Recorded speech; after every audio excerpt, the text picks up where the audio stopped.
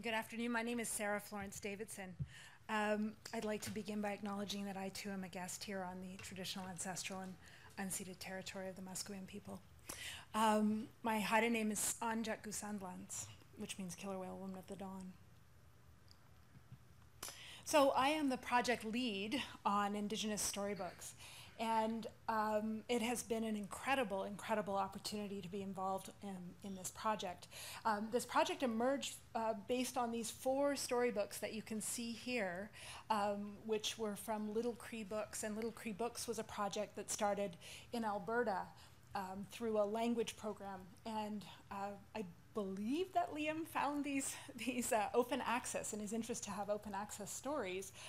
We were very, very grateful to start with these stories, and then as we continued to communicate with Little Cree Books, it turned out that they had created some more books. So this project is actually 2 parts. And so what this is this part, and this part of the website is these open access stories that are not Indigenous stories. So I just want to be very, very clear. These are open access stories that have been translated into Indigenous languages.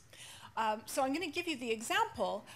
Right now we have Old Masset Haida, which is really exciting for me. So my ancestry is Haida, and my father is specifically from Old Masset. And so it's very exciting that the first Indigenous translations with audio on the site are in Old Masset Haida.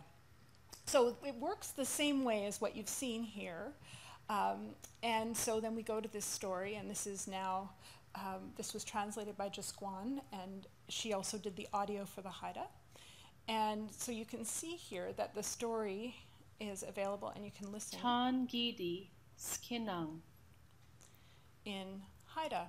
And so if you were interested in knowing what she was saying in Haida, you would Tan Gidi Skinang. Be able to hear that. And so for me, it's tremendously exciting. I have nieces and nephews who are then able to listen and access these stories. Another part for as we've worked, so we're working in collaboration with several organizations. And one of the organizations that we're working with is the Skidegate Haida Immersion Program. And that is a group of elders. And it's been a really interesting process because these are elders who have a different understanding of technology and the internet. And so it has been a true commitment to be able to work with them and their understandings to support them to understand what it is that we're doing with the project, but a source of tremendous excitement for them and a reason why they are very committed to understanding and working on the project was that there are lots of Haida children in the Lower Mainland who are away from Haida Gwaii. And so I think of my own experience growing up. I grew up without Haida language, and now for those Haida elders, the thought that the children in Surrey, for example, they had learned that there were 60 students who are Haida in Surrey, have this ability to access their ancestral language, even if they're not at home. And so for me, that was amazing. For those elders, it was amazing. So in terms of the partnerships that were developed with them based on that knowledge, it was very, very incredible. And so we're in the process right now of working with the Skidegate Haida, working with those elders to do the translations and the audio. They also have a lot of books that we're sort of in process of talking about the possibilities for sharing those books. But as Liam said, we're very committed to having this open access, and so we're thinking about different ways that we can honor these stories that are not Indigenous stories, but stories that are open access that would be able to be translated into Haida, or sorry, into other languages, other Indigenous languages.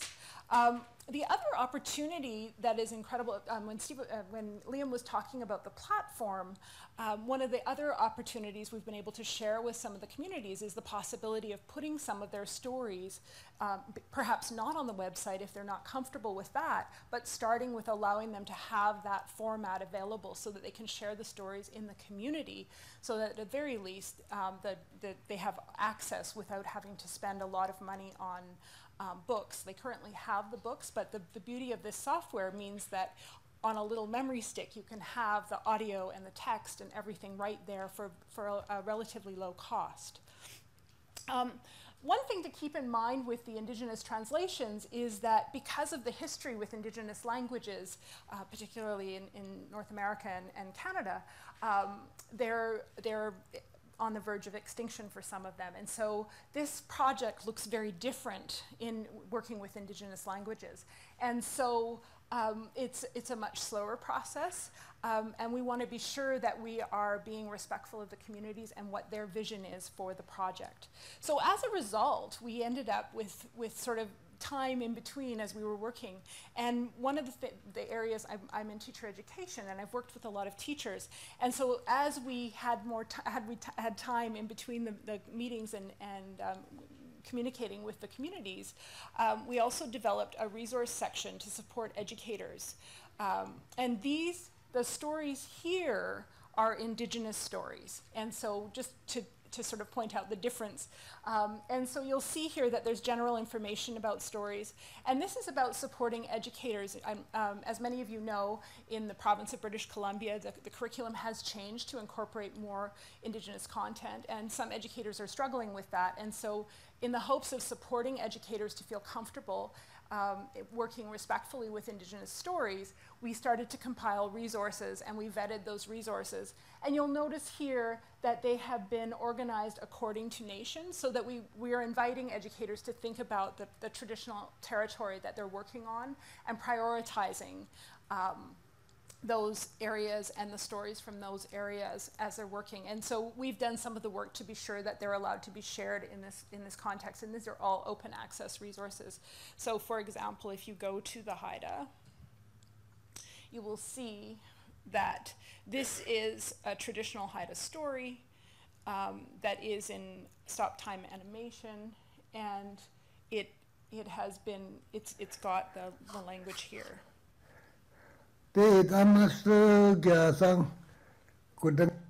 So this is a story, a Haida story that this other group has worked on.